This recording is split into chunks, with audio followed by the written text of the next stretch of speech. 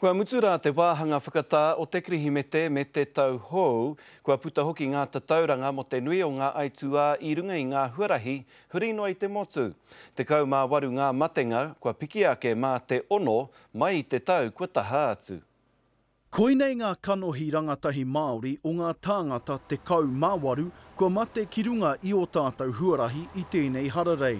Speed and or alcohol were a factor. So if people had have kept the speed down, then perhaps we could have saved more lives. Toko toru ngā tāngata kei mua i te kōti mo te mate pōkerehu o ngā tuahine a mere peka rāua ko Brooklyn Clark morehu ki tēnei aitua i te rā o te kirihimete. The tragic fatals of the two young girls killed in Welcome Bay was an absolute waste.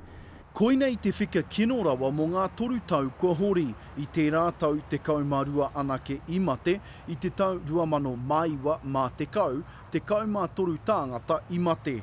And in fact, 4 of those killed on the roads, had they have been wearing seatbelts, would have probably been alive today. What more can you do to let our people know, particularly Māori people know, that they cannot continue to drink and drive and kill our children on the roads? Ahakoa kua oti te tatau ma te huarahi, i tīmata i te whākaraka te rā i mua i te kirihimete, nā ka mutu i te ono karaka i te atanei, e ai ki te tari pirihimana, me matāra tonu te iwi whānui ki runga i ngā huarahi, kia kore atu anō e te himate mau.